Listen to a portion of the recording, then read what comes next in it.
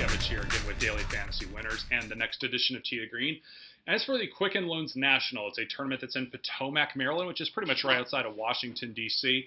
And just before we get into this, I'm going to apologize last week about the Tee to Green episode. It got up really late Wednesday night, way too late, no doubt about it. And so I did it on Tuesday evening or Tuesday night or whatever it was, and ran into some exporting issues and some video issues, and I didn't leave really much room for those issues to pop up that really almost never happen. And so in any case, I'm really sorry about that. And but fortunately, hopefully you were following along on the forum, because there wasn't a ton in that video really that you needed this week, unlike like a U.S. Open week or something like that.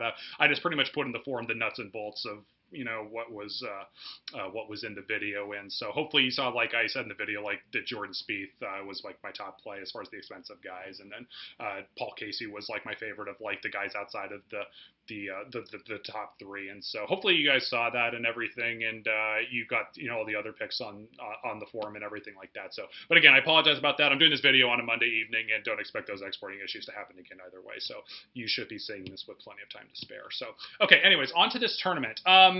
Unfortunately, this is a week where I'm definitely going to say limiting your bankroll or even passing is definitely it's not a bad idea. You might want to do it this week or one way or the other. And just because this is a golf course in TPC Potomac that has not been used in this golf tournament. The Quicken Loans National is a somewhat newish golf tournament. It's been going on, I don't remember the exact date. It's like 15, 20 years, something like that. But more often than not, it's been a Congressional Country Club. Once in a while, it's been a different golf course, but has not been at TPC Potomac. And so, therefore, we have no real course tournament data history to go off of here that's relevant. So that's why I'm primarily saying this is a good week to limit your bankroll. But I do have a few things here we can look at. The only other thing before I get into the golf course aspect is sticking with just the tournament aspect is this is a very weak field. This is about as weak of a 7 to 6K range as, I mean, it's one of the weakest 7 to 6K ranges you will see usually on the PGA Tour. The best golfers in this field, as you saw, it's like Ricky Fowler, Patrick Reed, and then you're already down into guys that are like, Bill Haas, J.B. Holmes, Kevin Chappell, all those guys that you would normally see like in your average PGA Tour tournament that's more down in like, the mid 8K range or like the upper 7K range. And then a major would be obviously like lower 7K range, give or take. But so anyways, it's a very weak field. So it's going to be a tournament that's I'm expecting a lot of variance amongst the finishers, and a lot of variances in terms of the way people are picking golfers here outside of like the standard chalk plays. And so just going to be a tough week, I think, just without some real tournament correlations. And so anyways, if you do really want to play hardcore, you just want some simple information, here we go. So some details on the golf course. TPC Potomac is basically right across the street from Congressional Country Club, for whatever that's worth. And then it's a par 70 that tips out at 7,139 yards, and so it's about average distance for a par 70. I don't think length is going to matter here really at all. There's only 2 par 5s. One of the par 5s is over 600 yards. The other's like 560. I think the one that's 560 we'll see plenty of eagles on from all distances. Just the way it sets up. The one that's like 620 yards, we might see a few eagles for longer hitters. It's pretty hard to tell just without knowing how the golf hole really sets up. But for the most part, I don't think length is going to matter here too much from an eagles aspect, and nor do I think it's really going to matter just in terms of the leaderboard and just like, that length will be a huge advantage. Having said that, taking a look at the golf course here a little bit, while there are a few golf holes where accuracy is going to matter in terms of ball striking, like you see like holes 4 and 5. If you take a look at a map of the golf course, like there's water running down the left hand side of both holes when they're running like parallel to one another, like one up and one back, and the fairways are both kind of on the tighter side on those 2 holes. There are a few holes like that, but for the most part, you're just dealing with fairway bunkers and rough. You're not dealing with really tight golf holes, so I don't think driving accuracy is going to be a big deal here at the end of the day either. I'll just be on a couple golf holes, but like I said, when length's not going to be a big deal, it might be a bigger deal on just a couple golf holes as well. So I don't really look at this so much in the length or accuracy department. I just think it's one of those things where strokes gained off the tee is going to help a little bit, not a ton. And but as a result, because these are greens that are pretty big, and they are greens that seem to have several different pockets to them, if you will, different sections. This is definitely going to be a golf course where I think it's going to be a second shot golf course essentially, because like I said, length or accuracy won't be a big deal. So strokes gained off the tee will be a little bit of a role, the strokes gained tee degree element. But strokes gained approaching the green is probably where the bigger element is going to show up here. And so as far as the statistics angles, that's really all I can say from the statistical angle and the strategy, just because, like I said, there's no real course tournament data history to go off of.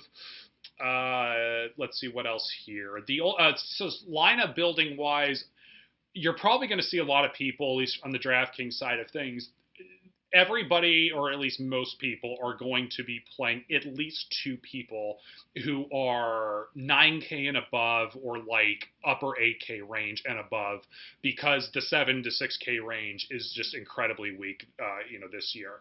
And so I don't think a lot of people are just going to want to grab like Ricky Fowler or Patrick Reed and then just dump in a 5, 7K guys. I don't see that happening very much, and I don't think you should either, because it is that weak.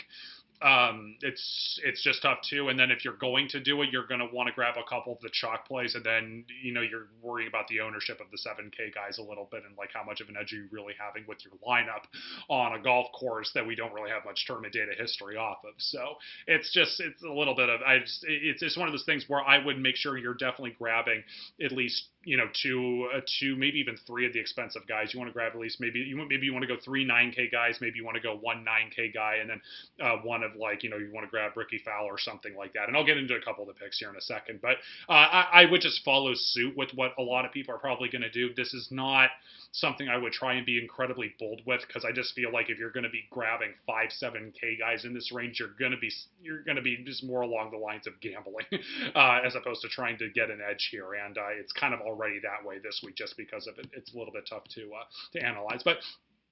In any case, that's kind of my take on the lineup building. It isn't much, but anyways, that's all I can really say about it. As far as the weather plays a role here, so the weather might be a little bit interesting this week. It's going to be very hot this week, so the ball's going to fly, and just for whatever that's worth. But more importantly, it's going to be very windy, it looks like, at this tournament. And there could be a bit of an edge here for Thursday morning, Friday afternoon tee times. Looking at the weather right now, we're seeing like 5-mile-an-hour winds Thursday morning, 10 to 15, maybe even 20 Thursday afternoon. But then on Friday, we're seeing consistently around 15-mile-an-hour winds all day, Friday morning and Friday afternoon. Now, again, this is wind. This is Monday evening. This could definitely change. Check it again Wednesday night. But because of what I just said, and because that this is a golf course where it's not as open, like in terms of there being no trees like Erin Hills. This isn't a heavily wooded golf course, so I have a feeling this golf course will be pretty exposed to wind. And when we've got these wind gusts picking up, it could be a big deal here actually for how the wind plays a role here. So a little more important this week to check into the weather Wednesday night, just because we're also looking for any kind of a real edge we can get this week in particular, just because again, no course tournament data history, and therefore if there is a tee time edge, this would be a particularly great week to grab onto that. So we'll check into that Wednesday night. And so onto the picks. Let's see here. DraftKings. Ricky Fowler is the best golfer in this field, and he is the odds-on favorite, and he is my favorite pick of most expensive golfers. He's playing by far the best of the golfers who are in this field, in my opinion. And the tee to green element's obviously there, and obviously Ricky's a very good strokes gained approaching the green golfer as well. And so Ricky Fowler, pretty straightforward there. As far as guys that are just under 10K, these guys are all going to be kind of chalkish, but again, at the same time, I'd be trying to, I wouldn't be, there are enough guys in the 9K range, there'll be enough differentiation. I don't have a huge lean here of these guys in the 9K range, but I think Brendan Steele, Tony Finau, and Kevin Chappell are all good. Kind of in that mid to lower 9K range. I think, Steele might be like 8,900. I forget the exact number, actually. I might as well double check here very quickly. And Brendan Steele is, where is he? Where's Steel? 8,900. Yeah, Steel was 8,900. Sorry about that. So, anyways, yeah, they're like mid to lower 9K range. There are enough golfers in there you can differentiate if you want to in GPPs a little bit, if you want to make several cheap GPP lineups. But I do think Steel, Finau, and Chappell are all the best of the bunch, kind of in that 9 to upper 8K range. I don't have a huge lean one way or the other. Obviously, Steel is a little bit cheaper in the DraftKings element, so you'll probably get a little bit higher ownership there, but he's obviously a little bit better value there. And then on the FanDuel side, Kevin Chappell's the cheapest of the three, and he'll probably get a little more ownership.